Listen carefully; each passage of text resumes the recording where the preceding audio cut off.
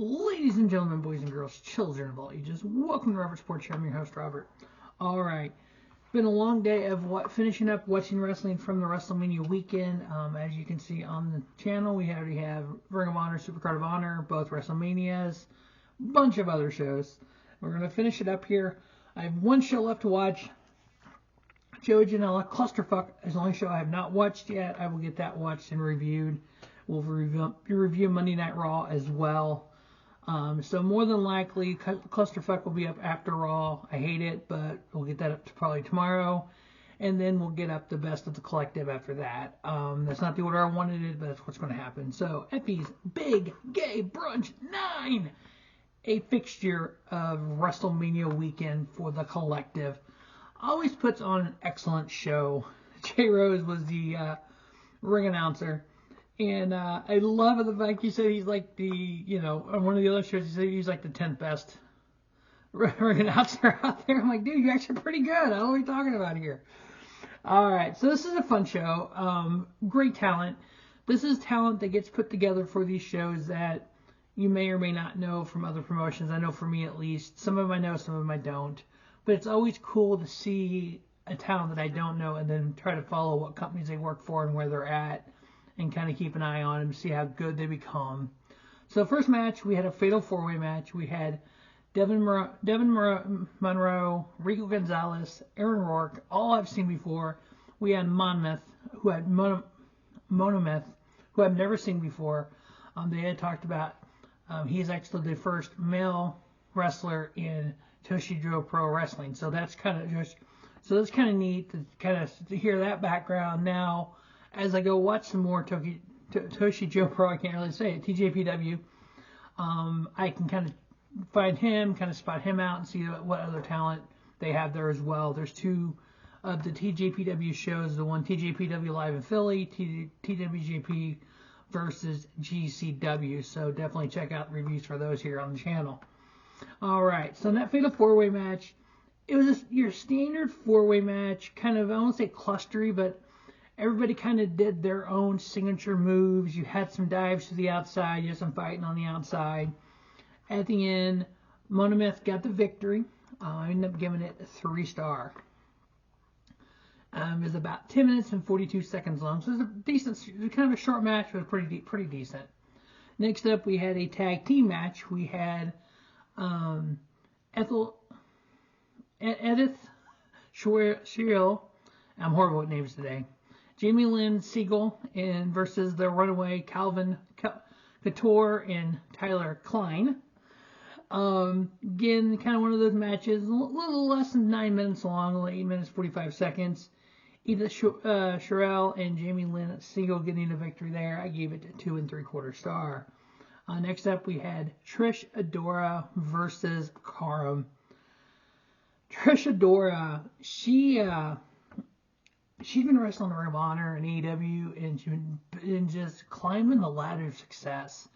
Watching her hold that, name of the title here, the Pan-African World Disposa Wrestling Championship, first one to hold that title, and seeing what she was able to do with that title. She actually had that title. She lost it to Huge D, October of 23, October of last year. She held it 1,338 days. She held it from the beginning of COVID, February 15th through December 15th, 2023. She had that title longer than Roman Reigns had his WWE World title. So she was able to make a name for herself with that title, was able to grow that into the contract with Ring of Honor and AEW, which has been awesome. Seeing her come back to the shows like this makes it even better. Wrestling Karam, she kind of, I guess she went to pull up and she grabbed his trunks and pulled them down so his ass was showing. So Karam's walking around the ring with his ass showing, sticking in people's faces. And then finally he pulls his trunks up and reties them. And then you get the crowd chanting, "What's that smell?" which was epic. And he picks up Trish Adora by the neck and pushes her against the post there at the ring post, and just holding her by her neck. I'm like, holy crap!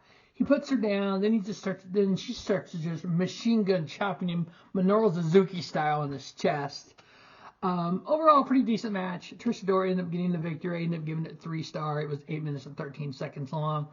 Next match, it was fun. It was unique. It had some sexual undertones to it. But that's what makes Effy's Big Gay Brunch Effy's Big Gay Brunch. We had BUSSY, Allie, Katch, and then the namesake Effy taking on Dirty Breeze. Breeze and Dirty Dango. You had Dango doing his little hip thrust stuff, and Effy kind of getting, looks like he's getting turned on by it. And Effy's like almost in love.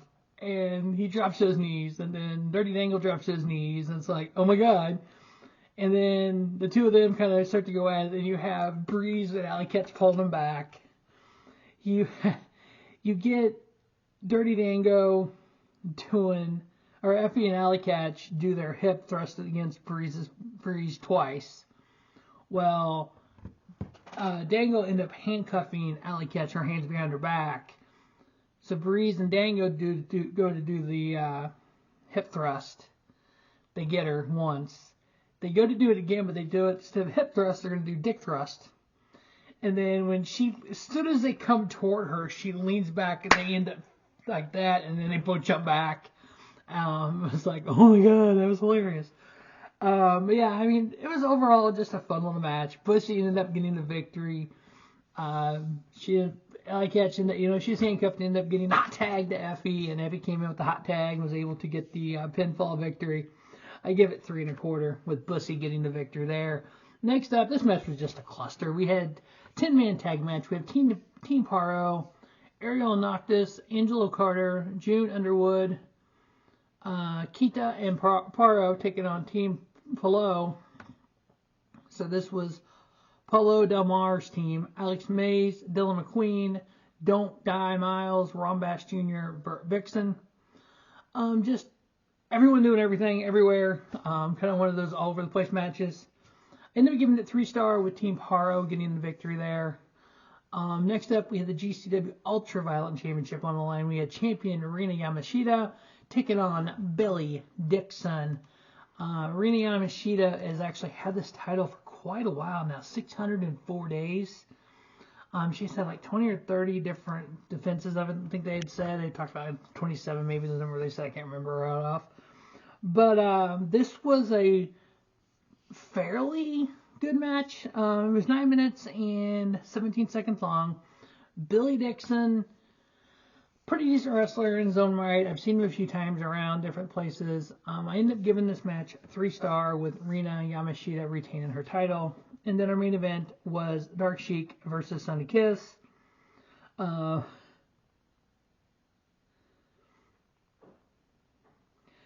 Dark Sheik, so Sunny Kiss had a belt, and I think he was going to go whack Dark Sheik with it. She took it from him. Dark Sheik put Sunny Kiss over her knee and then started spanking Sunny Kiss. And spanked her and spanked her and spanked her for a little bit.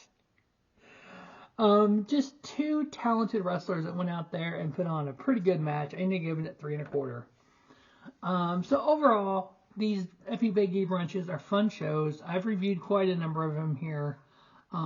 Always great talent on the shows. Always must-watch shows. I mean, if your idea of watching a wrestling show, every match has to be 5-star, then don't watch it. But if your idea of a wrestling show is to have good matches with fun talent, having fun in the ring, these are the show for you. So that is the review of Effy's Big Gay Brunch 9. As always, thanks for watching Robert Sports Show, and don't just have a great day. Have a spiffy day. Robert Sports Show, your YouTube leader, sports channel content.